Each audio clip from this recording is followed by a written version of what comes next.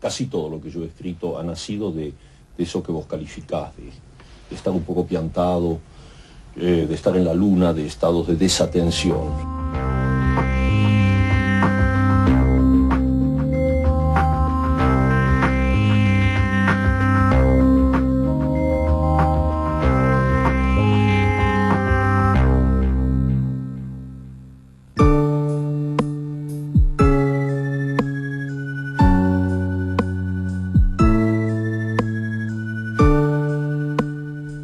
En 1914, el continente europeo se convirtió en el escenario del conflicto bélico que dividiría al mundo en dos facciones. Había comenzado la Primera Guerra Mundial. Julio Florencio Cortázar nació en Bruselas el 26 de agosto de 1914. Las tareas diplomáticas de su padre, Julio Cortázar, lo habían llevado a Europa junto a su mujer, Herminia de Scott, ambos de origen argentino. Para entonces, la capital belga había sido ocupada por el ejército alemán. Mi nacimiento fue un nacimiento sumamente bélico, lo cual dio como resultado a uno de los hombres más pacifistas que hay en este planeta. La familia regresó a la Argentina en 1918 con el fin de la guerra, que había dejado más de 9 millones de muertos y gran parte del continente europeo destruido. Julio Cortázar tenía 4 años y no sabía hablar español. La pronunciación de la R afrancesada lo acompañaría durante toda su vida. Su primer hogar en la Argentina fue en la calle Rodríguez Peña, en la localidad de Banfield, provincia de Buenos Aires. Pocos años después, su padre abandonaba a la familia. Yo tenía 6 años cuando mi padre se fue de mi casa para siempre, y en circunstancias que dejaron a mi madre en una muy mala situación económica y con 2 niños, una hermana mía que tiene 1 año menos que yo, mi único hermana, y yo, al cuidado de ella. El hecho es que el padre deja el hogar y que él se cría y se educa en un universo puramente femenino, con la madre, la abuela materna, una hermana de la madre y su hermanita. De niño fueron frecuentes los brazos rotos y las crisis de asma. El miedo a las enfermedades perduraría y se trasladaría más tarde a sus escritos. Pero Julio vivía además otra realidad que no podía compartir con nadie. Mi noción de fantástico es una noción que finalmente no es diferente de la noción del realismo para mí, porque mi realidad es una realidad donde lo fantástico y lo real se entrecruza cotidianamente.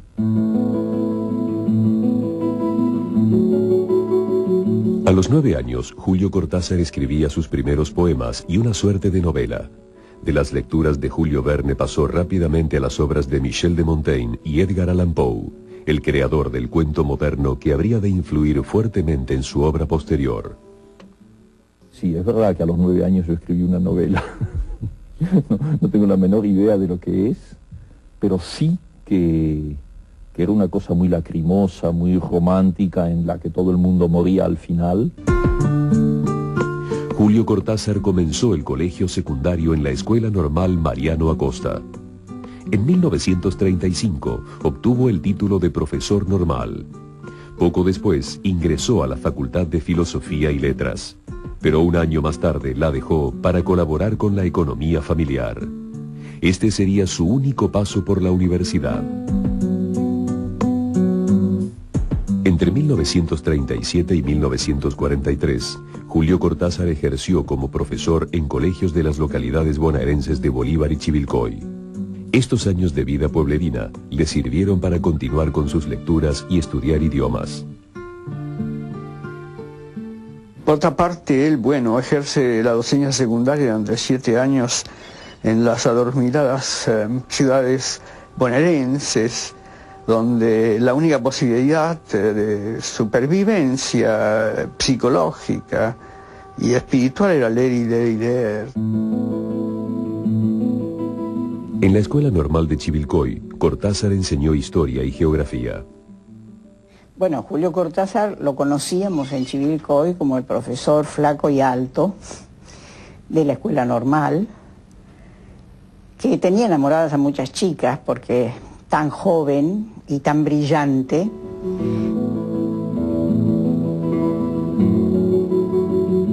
Sus alumnos consideraban las clases de Julio Cortázar magistrales, poco convencionales, donde el profesor era considerado un amigo, que pese a la distancia, seguía en contacto a través de sus cartas personales. En la primera carta que me escribe en el año 44 desde Mendoza, en respuesta a una mía, que es muy linda, muy entrañable, porque empieza diciendo que había pasado tiempo y no recibía cartas nuestras, de sus queridos alumnos de primero B, y ya estaba pensando que lo habíamos olvidado, cosa que le producía mucho olor. Entonces dice, cuando, para gran alegría mía, llega su carta, y cómo no los voy a querer a ustedes, mis alumnos de... Me río porque lo que viene después, mis alumnos de primero B, si los vi crecer, aunque a usted no mucho, punto, físicamente hablando.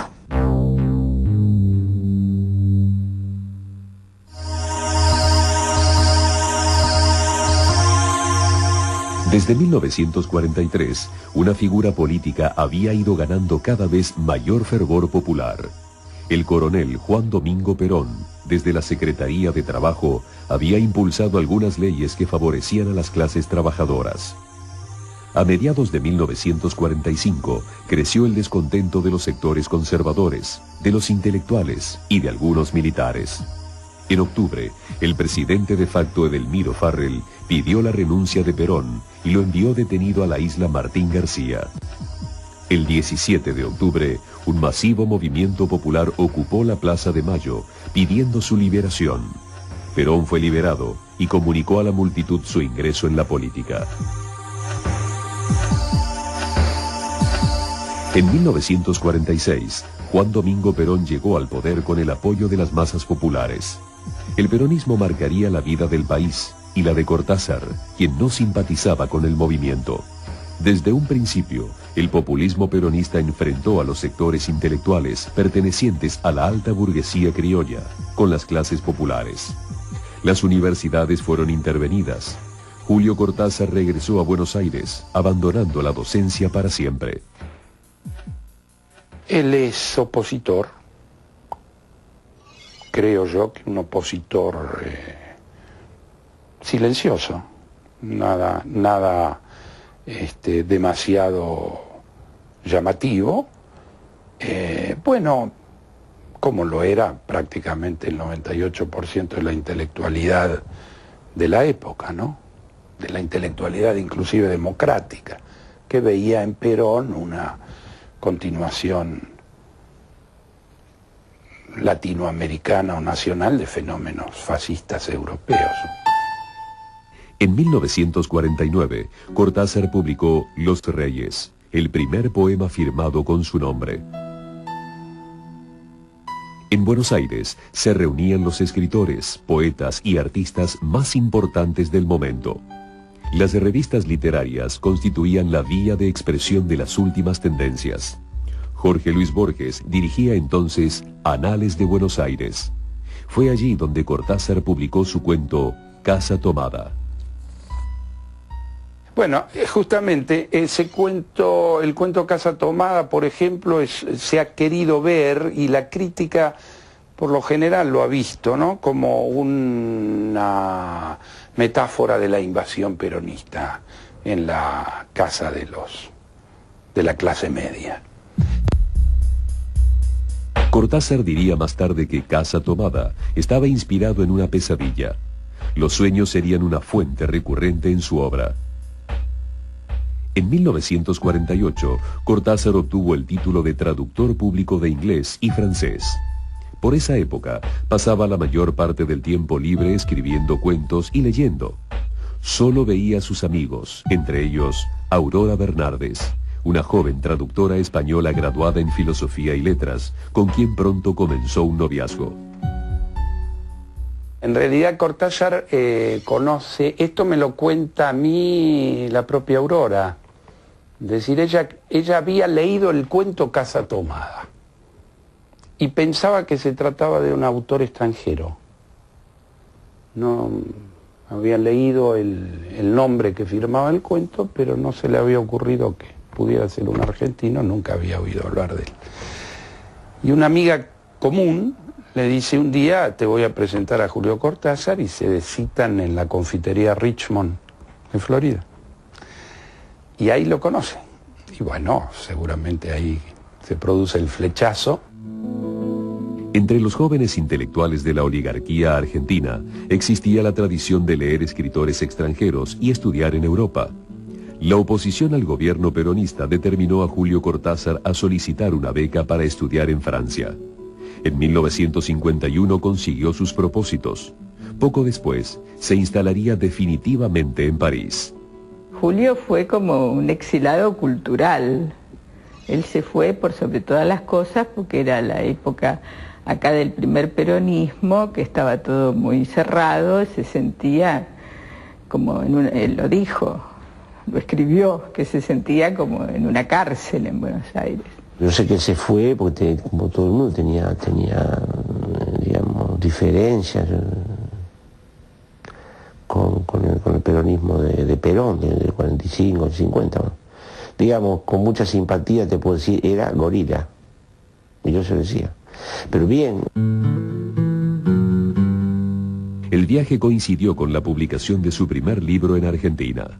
Bestiario reunía una cantidad de cuentos que había escrito por aquellos años. Para cierto grupo de lectores, el libro no pasó inadvertido.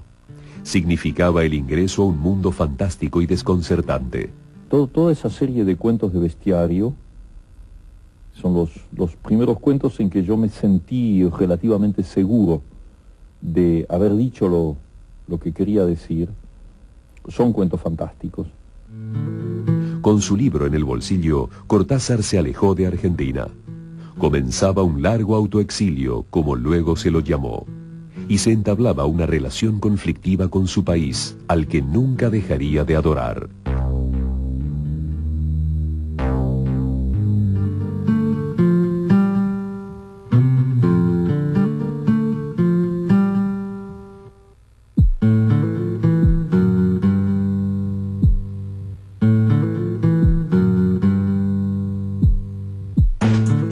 Julio Cortázar llegó a París a fines de 1951.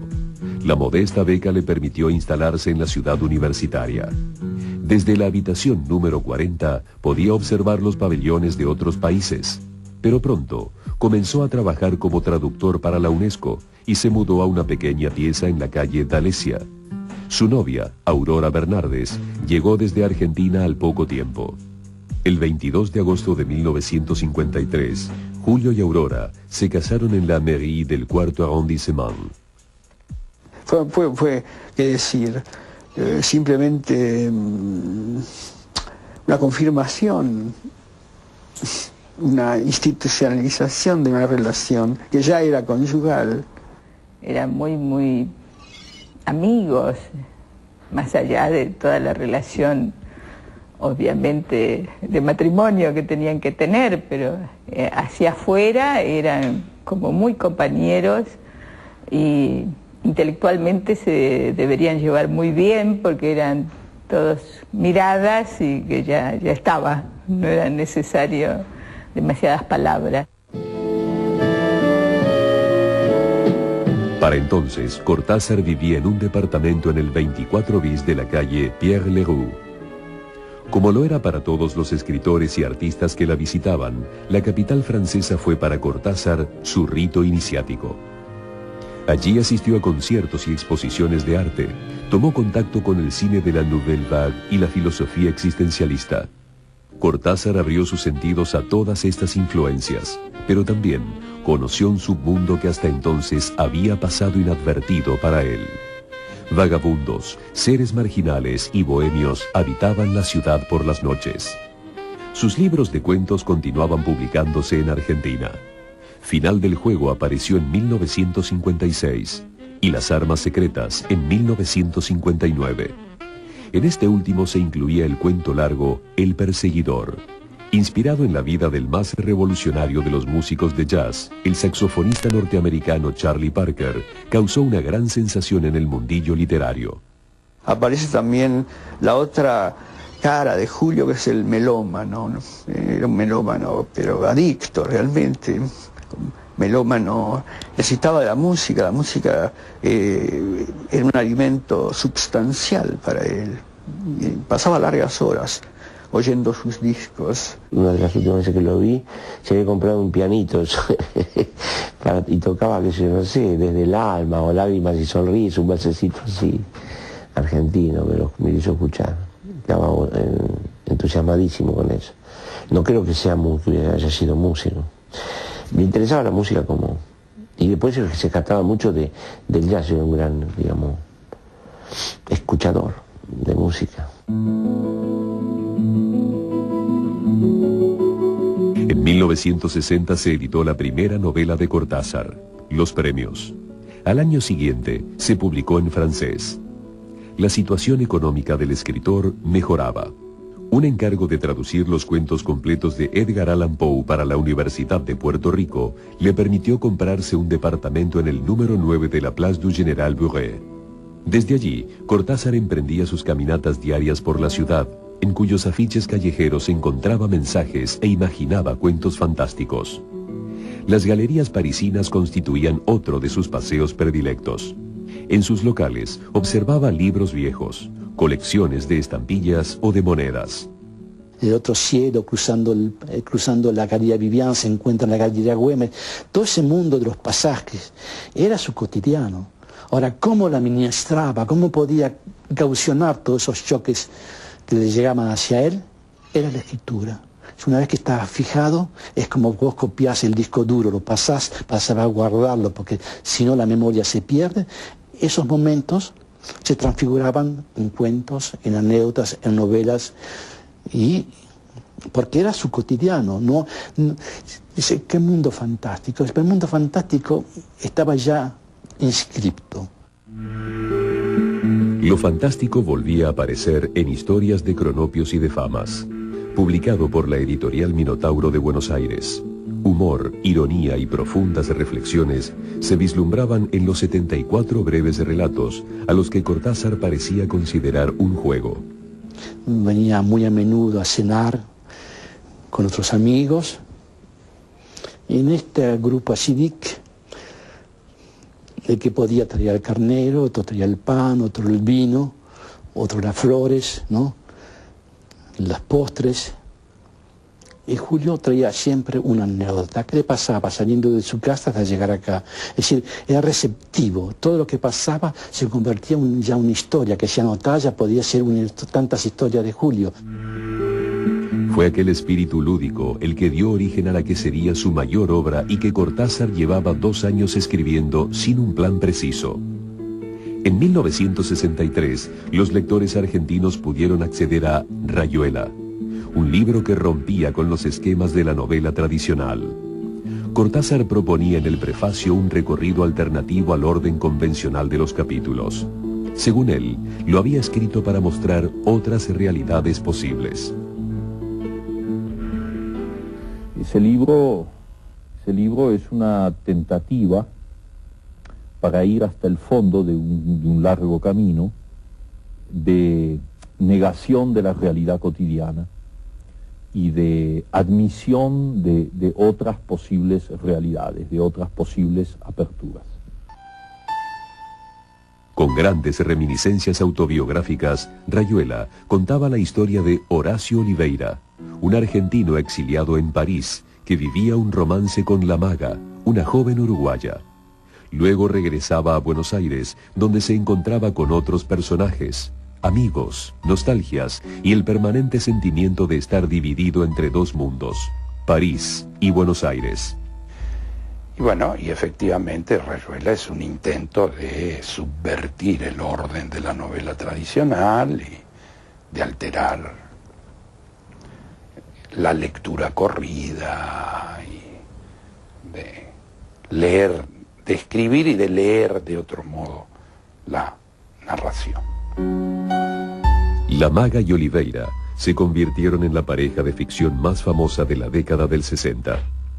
Cortázar se sorprendió de que el público joven se hubiera apropiado del libro. Rayuela fue considerada la mayor obra de Cortázar, que se tradujo a varios idiomas, al igual que el resto de su producción literaria. La fama continental e internacional se la da Rayuela. Rayuela aparece en el 63, inmediatamente es acogida de manera extraordinaria por el público, sobre todo por los jóvenes. Se va a convertir en una novela iniciática, formativa y decisiva también por el hecho de que, en fin, leer Rayuela cambia la vida, o es un comienzo. El propósito de Cortázar, la literatura de Cortázar, es cambiar la vida. Rayuela fue uno de los primeros exponentes del llamado boom de la literatura latinoamericana, del que formaron parte el colombiano Gabriel García Márquez, el peruano Mario Vargas Llosa y el mexicano Carlos Fuentes. Cortázar siempre pensó que el boom no era más que una estrategia comercial de los editores. Yo soy muy vago para escribir, escribo cuando me da la gana y me tomo todo el tiempo necesario. No soy un escritor profesional, yo soy un aficionado que escribe libros. Lo cierto es que con estos escritores se iniciaba una época en la que la militancia se unía a la literatura. Cortázar también había comenzado a observar la política latinoamericana con otros ojos.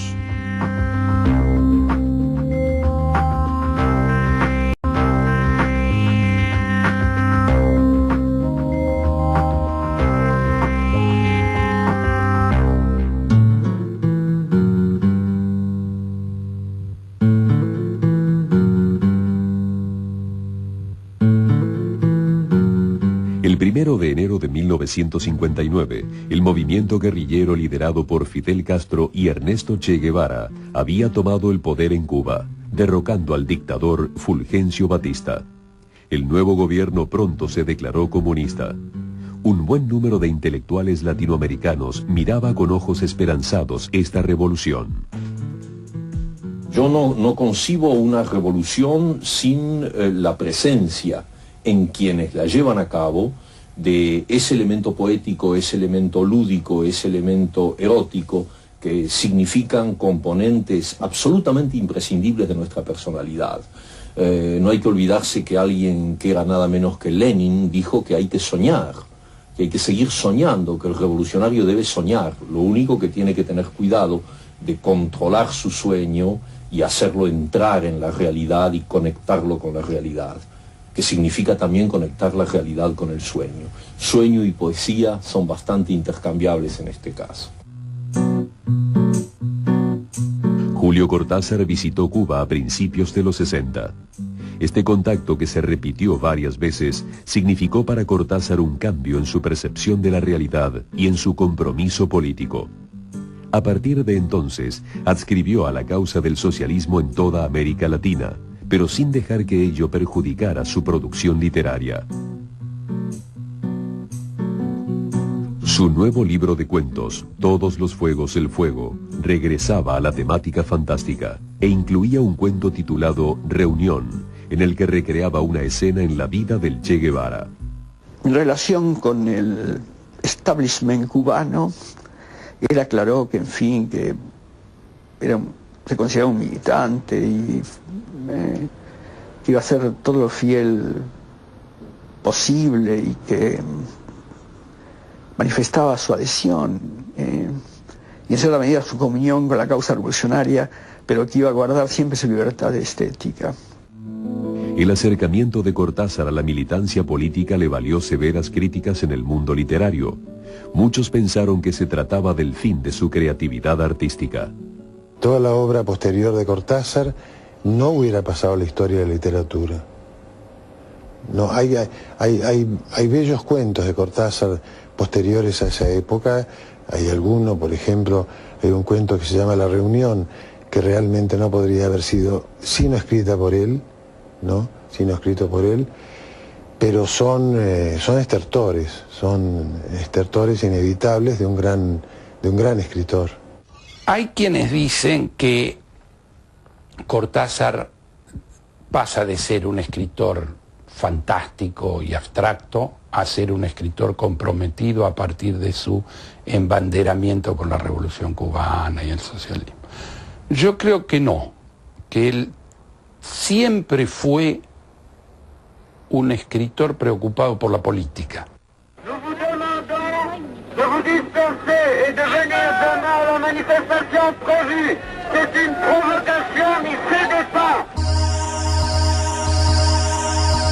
No solo en América Latina el ambiente estaba convulsionado. En mayo de 1968 estalló la revuelta estudiantil en París, que hizo tambalear al gobierno de Charles de Gaulle.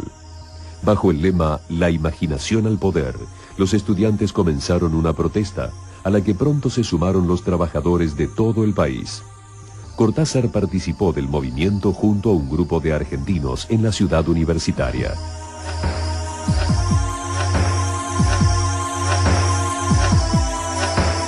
Algunos textos recogidos en las calles formarían parte de su libro Último Round, diseñado por el artista plástico argentino Julio Silva. Entonces nos atacamos ese libro que era Último Round, primer piso y planta baja, donde podían mezclarse en orden de alternancia a esa imagen, que podía mezclarse y encontrar una especie de permutante, como su poesía permutante. Podía una ilustración servir a la otra, como un texto servir a lo otro. Decía que era un juego un poco chiflado, como diría muchacho, pero que tenía su lógica en el juego tipográfico. En 1968 aparece la novela 62, Modelo para Armar, y se edita el libro Buenos Aires, Buenos Aires, con imágenes de las fotógrafas Sara Facio y Alicia D'Amico. En 1967 fui a París a llevarle a Julio Cortázar la maqueta de un libro que estábamos haciendo con Alicia D'Amico, que después se llamó Buenos Aires, Buenos Aires. La idea era que Julio Cortázar escribiera los textos para ese libro.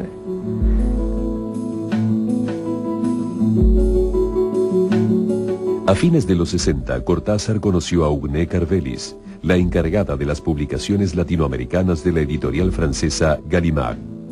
La relación de Cortázar con Aurora Bernardes estaba llegando a su fin. Ugné se convirtió en la compañera de este periodo de compromiso político de Cortázar. Y a través de ella él llega bastante al mundo socialista, europeo, y también ella tiene muy buenos contactos con Cuba y con la izquierda latinoamericana. Y bueno, y además él se enamora de ella y empiezan a convivir. Con Ugné era una relación un poco más fogosa, diría yo, con más demostración de amor.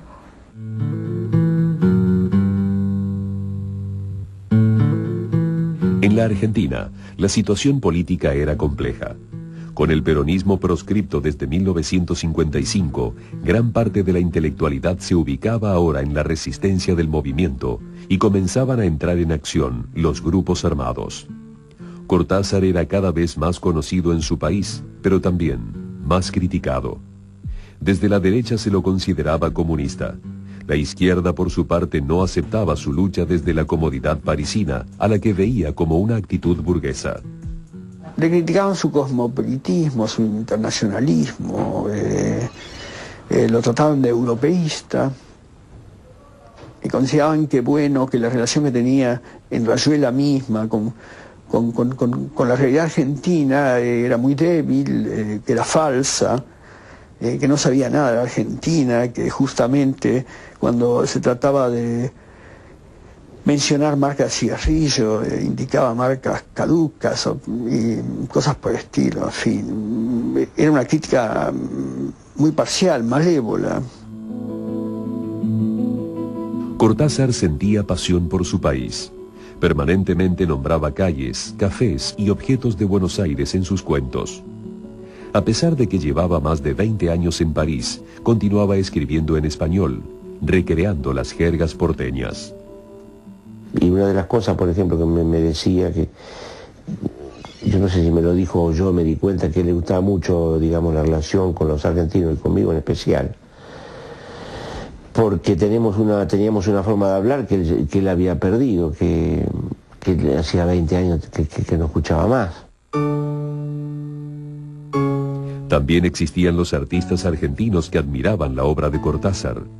En 1961, el director argentino Manuel Antín había adaptado al cine el cuento Cartas de Mamá en la película La Cifra Impar. Luego vinieron Circe y La Intimidad de los Parques del mismo director. Bueno, mi primer contacto, como es de suponerse, fue un contacto completamente literario, porque es descubrir a Julio Cortázar dentro de un libro, en el libro Bestiario.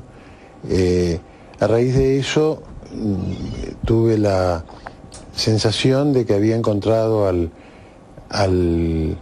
Cortázar escritor que era exactamente el Antín escritor que no podía ser, porque ya estaba Julio Cortázar y porque además escribía mucho mejor que yo los temas que a mí me interesaban.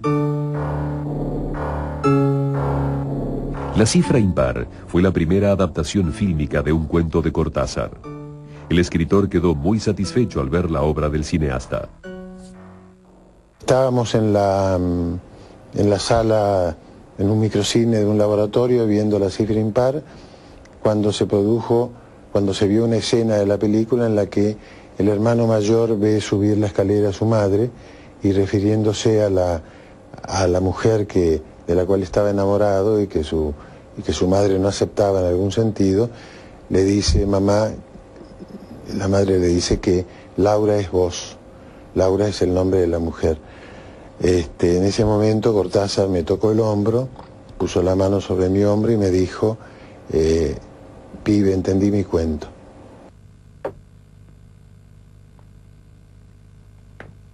Mamá, Laura es como vos. Laura es vos.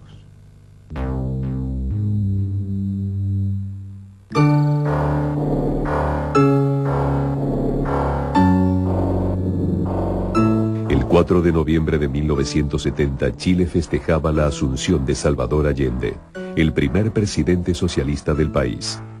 Cortázar asistió a la ceremonia. Su compromiso con la causa latinoamericana continuaba vigente.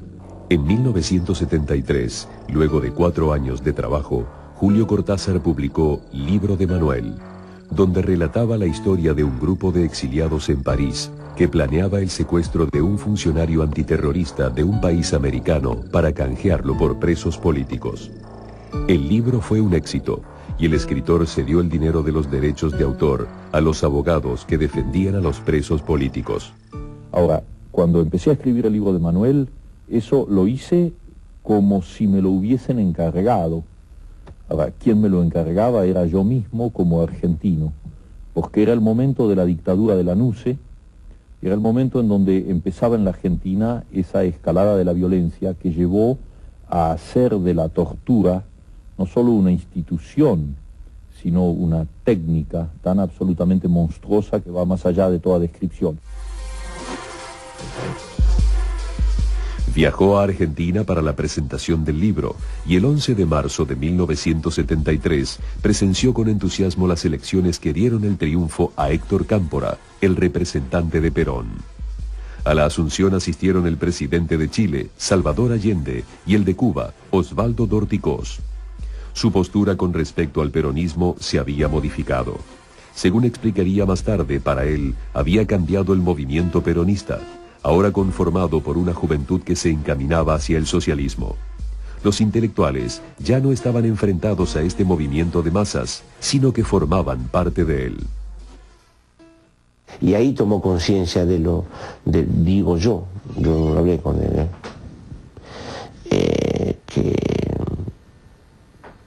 que había luchas, que se estaba luchando, que había un movimiento importante en Latinoamérica y que no era solamente el peronismo, que no era solamente los digamos, los jóvenes peronistas, Juventud Peronista, o la izquierda argentina, que no era solamente la Juventud Peronista, era mucha otra gente también, que había un movimiento latinoamericano que se movía. De ahí, a lo mejor, a mi entender, tomó conciencia de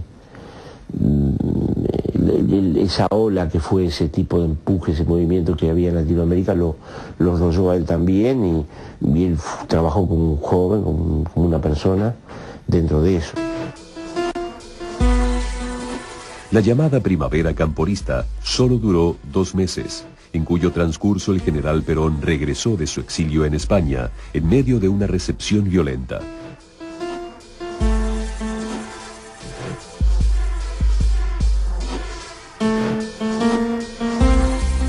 Cámpora debió llamar a elecciones en las que Perón fue elegido presidente por tercera vez. Durante su breve mandato, Perón se fue alejando cada vez más de los sectores de la izquierda del movimiento. Hizo su aparición la Alianza Anticomunista Argentina, AAA, una organización paramilitar liderada por el ministro de Bienestar Social, José López Rega, quien desde hacía varios años era el secretario privado de Perón. La AAA cometió secuestros, desapariciones y asesinatos. Perón murió el 1 de julio de 1974 y lo sucedió su esposa, la vicepresidenta María Estela Martínez, conocida como Isabelita. El 24 de marzo de 1976, un golpe de Estado terminó con el cuestionado gobierno de Isabelita. Comenzaba la dictadura militar más sangrienta de la historia argentina, que dejaría un saldo de 30.000 desaparecidos, además de muertos y exiliados. Cortázar sintió la censura en carne propia. Su libro de cuentos, Alguien que anda por ahí, de 1977, fue prohibido en el país. Bueno, desde hace algún tiempo sé que soy un exilado. Ahora sé que soy verdaderamente un exilado, en el sentido más patético y más terrible de la palabra. En 1978, Julio Cortázar conoció en Montreal a Carol Dunlop, norteamericana de 31 años. Carol se había radicado en Canadá debido a su participación en movimientos contra la guerra de Vietnam. A los 65 años, Julio Cortázar se casó con Carol. Luego recordaría aquellos años como los mejores de su vida. Tuve la suerte de verlo de casualidad caminar por la calle con Carol, y como, yo no voy a decir cursi, así como dos enamorados, pero bien, con mucha ternura, había un gran cariño entre ellos. Y bueno, y él la conocí y se enamora bastante, creo yo que es el gran amor de su vida, Carol Dunlop, al punto que, bueno, conviven, viajan, viven mucho en Nicaragua por esa época, hasta piensan ir a radicarse a Nicaragua. Hay algunas cartas donde él habla. Tenían ese proyecto.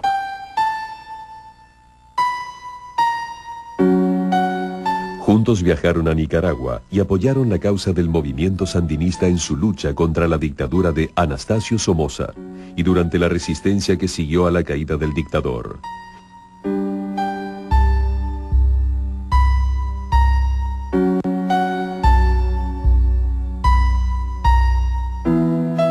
De estas experiencias saldrá el libro Nicaragua tan violentamente dulce. No olvido a aquel jerarca nazi de los años 30, no sé si Göring o Goebbels, que dijo: cuando oigo hablar de la cultura saco la pistola. La amenaza no era gratuita, porque cuando una cultura es como la que está creando y viviendo el pueblo de Nicaragua, esa cultura revolucionaria, y resulta inevitable que frente a ella se alcen una vez más las pistolas de quienes buscan esclavos, colonos o lacayos a quienes imponer la ley del amo. Si el pueblo sandinista muestra diariamente que está dispuesto a enfrentar esas pistolas, lo hace con una decisión que solo puede nacer de un sentimiento de plenitud humana. Cortázar poseía una personalidad cautivante. Su aspecto de niño en un cuerpo de gigante favorecía ese misterio que se creaba alrededor de su persona. Lo que me llamaba la atención era la altura. Estábamos hablando, todo perfecto, todo bien, y de golpe se paraba y se te iba la cabeza para verlo, porque era enorme. Medía casi 2 metros. Era muy, muy alto. Sobre todo las piernas larguísimas. No tanto la cabeza era muy normal, y el cuerpo también, pero las piernas eran muy, muy largas. Tenía una voz, y un encanto en la voz, que es como la mirada del cobra, ¿no? Tenés que prestar oído y encontrar en esas palabras todo un contexto, un contenido, y después a vos de descifrarla.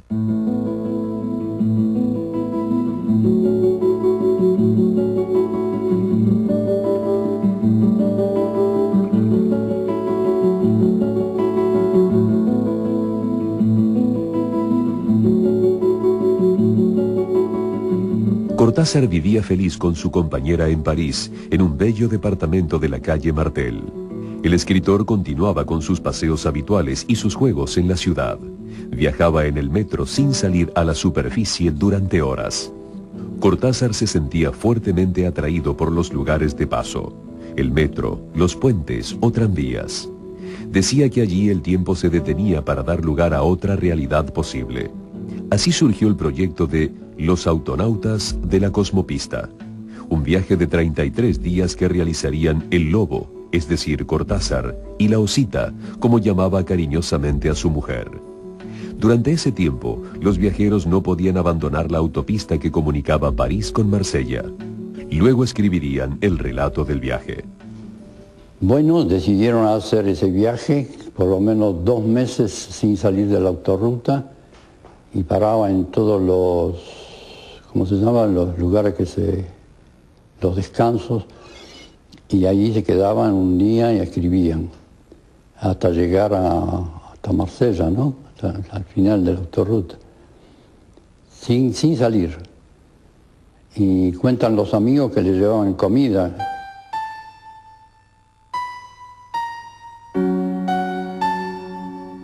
A mediados de 1981, los médicos le diagnosticaron leucemia a Cortázar.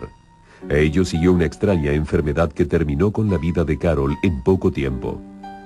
El 2 de noviembre de 1982 fue enterrada en el cementerio de Montparnasse. Fue la época que murió Carol, que si ya él bajó. Él siguió, digamos, escribiendo, salieron algún libro, otro libro de él. Estuvo muy metido con lo de Nicaragua. Tiene una vida, digamos, pública muy activa, pero tuvo una especie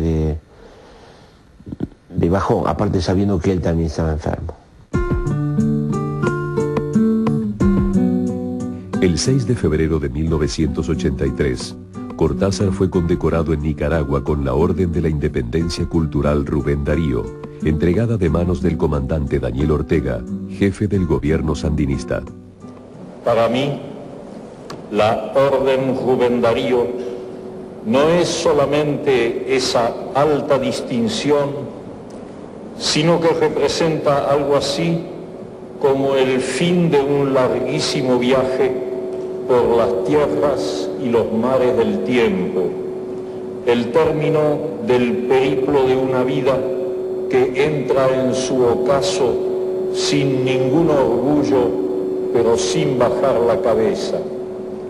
Y como sucede siempre en los periplos, en ese eterno retorno en que principio y fin se confunden y se concilian, yo pienso esta noche en mi lejana infancia, en mis primeras lecturas, en mi despertar a la poesía, mala y buena poesía de los manuales escolares y las bibliotecas familiares. Tras la muerte de su mujer, Cortázar se derrumbó anímicamente. Sin embargo, continuó escribiendo y decidió viajar una vez más a Buenos Aires, donde sus obras habían seguido editándose. El público argentino había visto aparecer libros de cuentos como Octaedro y Deshoras.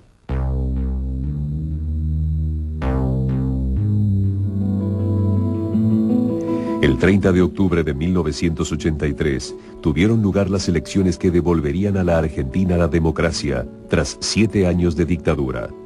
El triunfo fue para el dirigente de la Unión Cívica Radical, Raúl Alfonsín. Cortázar se encontraba en Buenos Aires. Visitó a su familia y a algunos amigos. Por las calles era reconocido y la gente le manifestaba su admiración y cariño.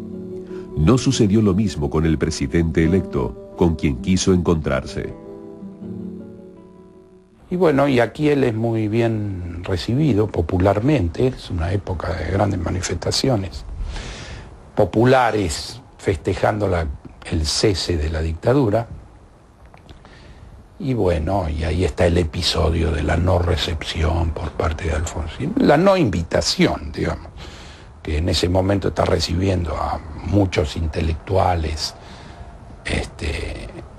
de nota, y bueno, parece que algún asesor le aconseja no recibirlo a Cortázar porque sería embanderarse demasiado con la izquierda.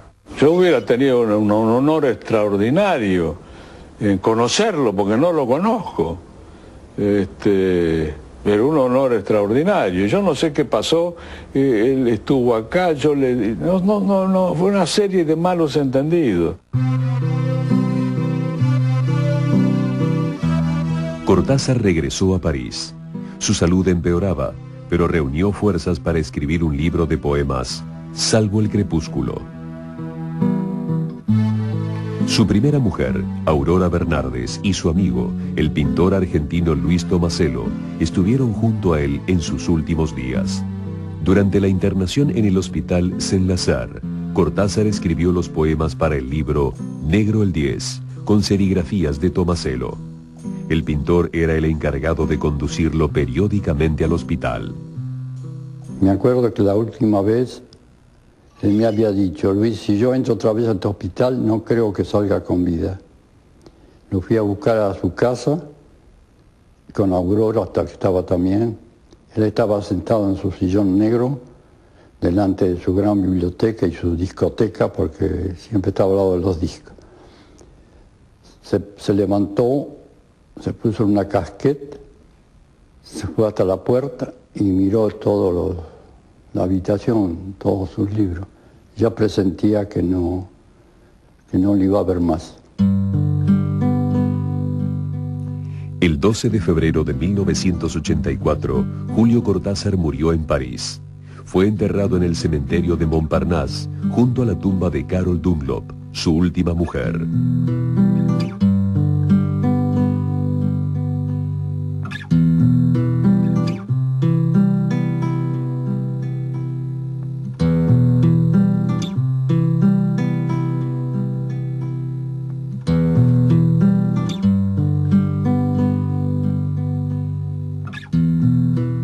Había gente amiga, había muchos amigos. No había una cosa oficial ni nada. Bien. No quería, no supongo, no dejó nada, no hay nada dicho, si dijo, no dijo, pero no. Fue muy íntimo. Y ahí está. Ahí.